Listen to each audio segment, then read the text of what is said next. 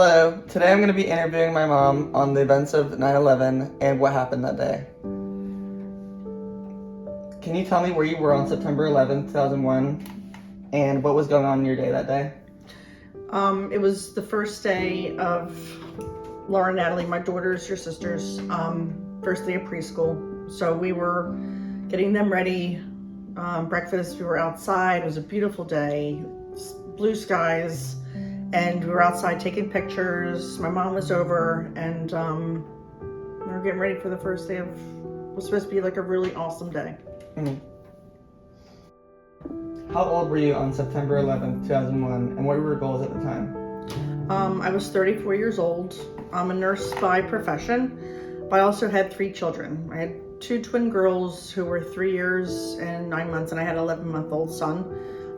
It was a busy time in my life, and mom and nurse, 3 kids, 3 and under. It was a really busy time in my life.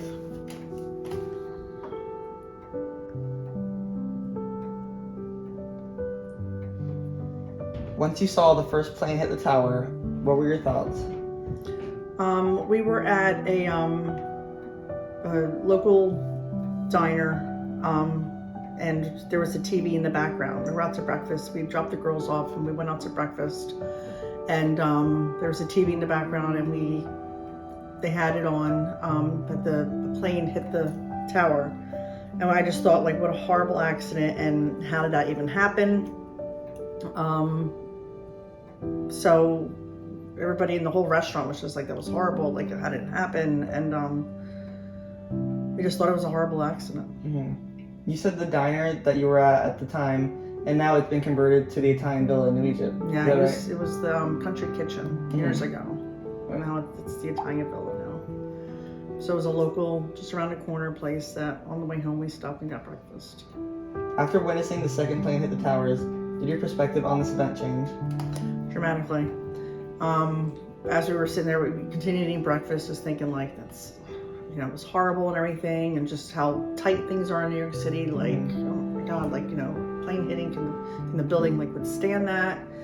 And then we saw the second plane hit, and we just thought, I was thinking, like, like, something's going on. Like, this is now not an accident. Going to pick the girls up from preschool and coming home, and they were like, let's get out of here. This is some kind of an attack. Mm-hmm. How did the news of 9/11 impact the rest of your day? Yeah, we picked the girls up from preschool. We came home. My husband was on the road with his father at the time, and remember that you were trying to get in touch with people. Mm-hmm. And all circuits were busy. Like, there was just like no form of communication. The phone lines didn't work. It was just like, I forget what it said, like, but there was this like announcement, like, so you couldn't call anybody. You were just glued to the TV, just watching like what's going on. We just watched the news, and we're just like, what's going on. Mm-hmm.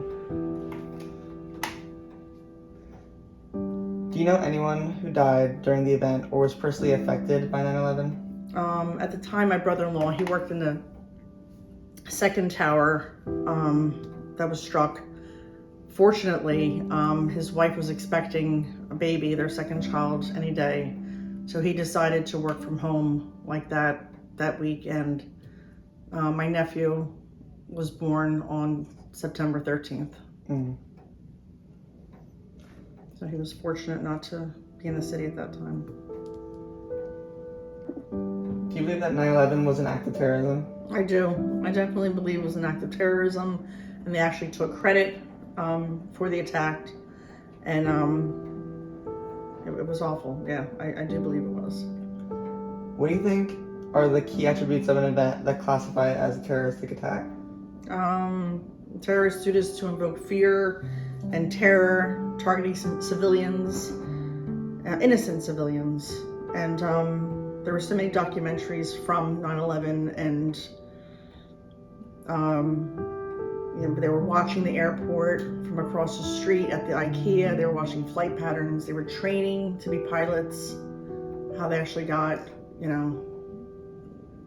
to do this. It was before all the security we had to. So. Are you worried that an event at the same scale as 9/11 could affect our country today? I think this country and the entire world are constantly on alert.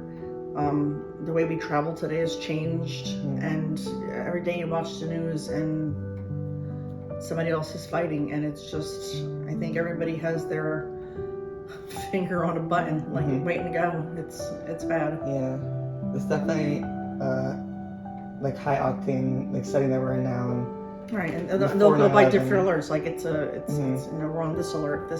Everyone's weaponized, and it's changed after 9/11. Yeah. Yes. The World Trade Center bombing of 1993 marks one of the first terrorist attacks made out on our country by another group of people. In 1993, Ramzi Youssef and Mohammed Salama led a staged bombing plan in the lower level parking garage of the North Tower of the Twin Towers. This attack resulted in the death of 6 people and injured over 1,000. What was your initial reaction to this event? It was awful. It was like with all the security that you see, but I don't think there was enough security as we have today. But how people actually get away with doing this. Was the event televised, and did it affect anybody you know personally? It was televised, but it was a small scale attack. 6 people died, but there was also in 1995 the Oklahoma City bombing that killed 168 people, and there was a daycare center, so children were killed, and it was a domestic attack, a terroristic attack. That event is horrible. It's very bad. It's awful. The World Trade Center bombing of 1993 was planned and led out by Ramzi Youssef, an Al-Qaeda and bomb maker with seniority and respect from Bin Laden. How did you feel after finding out the bombings were terroristic attacks made out by an organized group? I just knew there was going to be a war because it's not tolerated, and I just knew there was not going to be a war because of this. I mean, there was a lot of, the day we were watching when it was televised, it wasn't just those 2 planes. It was, were they headed for the White House? Were they headed, who knew how many planes were in the air? The Bojinka plot was an operation planned by Ramzi Youssef and his uncle Khalid Sheikh Mohammed, a senior member of Al-Qaeda. The operation detailed a plan in which Pope John Paul II was to be assassinated during his visit to the Philippines. 11 Al-Qaeda operatives would hijack 5 American planes and plant IEDs on them, and to crash a smaller aircraft full of explosives into the CIA headquarters. How do you think this event would have affected us differently opposed to 9/11? Well, I think this would have been the 9/11. 9/11 would never have happened, because if this did happen, this was their goal, and I think their plans were changed, and it still would have happened. And if having the Pope being killed, millions of Christians would have been devastated. The Bojinka plot was discovered and stifled by Philippine nationals after Ramzi Youssef's Manila apartment was raided following a fire caused by the bombs that were intended to be used during the operation. The leaks from his computer named all of his co-conspirators from the Bojinka plot, including Khalid Sheikh Mohammed, the main planner of the 9/11 attacks. What do you think would have happened differently if Khalid Sheikh Mohammed was charged for his involvement? So the main planner of 9/11 would have been in jail, and it would never have happened. Yeah. If they knew that he was related in the Bojinka plot, if they had the videotaping from Malaysian nationals. Exactly. I agree, yes. The Malaysian meeting was a large-scale meeting in which the senior members of Al-Qaeda planned the events of the USS Cole bombing and 9/11. The CIA was aware of this meeting and had Malaysian agents infiltrate the meeting and record it to identify Al-Qaeda members involved. What do you think the CIA should have done with this information pertaining to the large-scale attacks such as 9/11? Having the CIA know about this, they should have intervened and have been on high alerts and thwart off any terrorist attempts at American airports. They also could have added security checks at airports and had additional background checks for people training to become pilots. This intelligence was gained by the CIA about the Malaysia meeting in early January of 2000. The CIA only shared photos of the operatives involved until the summer of 2001, 3 weeks before the attacks on 9/11. These images would have incriminated Khalid Sheikh Mohammed, and his arrest could have possibly prevented the attacks on the towers. Why do you think the CIA withheld this information from the FBI for nearly 17 months? I mean, no one would ever know why they withheld information, but the lack of communication between the CIA and the FBI, they should have collaborated and have done something to possibly prevent 9/11 from happening. And this could have incriminated him mostly because the USS Cole bombing was on American soil. It's true, yeah. The East Africa bombings were a key event that marked the first attack on Americans by Al-Qaeda overseas. On August 7th, 1998, simultaneous bombs blew up in front of American embassies in Nairobi, Kenya, and Dar es Salaam, Tanzania. Before the bombings, U.S. Ambassador Bushnell ran operations at the Nairobi embassy and was pleading with the State Department to provide a new building or to seriously upgrade security in the old building. The state ignored her and did not consider Nairobi a high-risk location. Why do you think the U.S. chose to ignore Bushnell's pleas? They obviously did not take her seriously. It was an embassy in a foreign country, not on U.S. soil. They should have taken all threats seriously. Roughly a year before the bombings in East Africa, Mustafa Mahmoud Said Ahmed entered the Nairobi embassy and said he knew of a plot to set off a bomb inside the embassy's underground garage. His claims were not taken seriously and he was deported. After being deported, he made his way to Tanzania and participated in the second bombing. What do you think the U.S. could have done to prevent this attack from happening? I think them deporting him was enough, but they should have taken additional measures and investigated the claims more thoroughly. Do you think a more thorough investigation could have led this to not happen? It could have. Yeah. The USS Cole bombing was a suicide mission led out by Al-Qaeda, consisting of a small boat loaded with explosives crashing into the USS Cole while it was refueling in the Aden harbor in Yemen. The blast created a 1,600 square foot hole in the ship, killing 17 American sailors and injuring over 39. Why do you think these terrorists were willing to end their lives for Al-Qaeda? I believe that these terrorists had very little education and they were brainwashed by the terrorist organization and were told that they would go to heaven and just receive all these gifts or, you know, whatever they were promised. And they gave up their life for this cause. An act of terrorism is classified by its motivation, intent, impact, target, selection, and organized nature.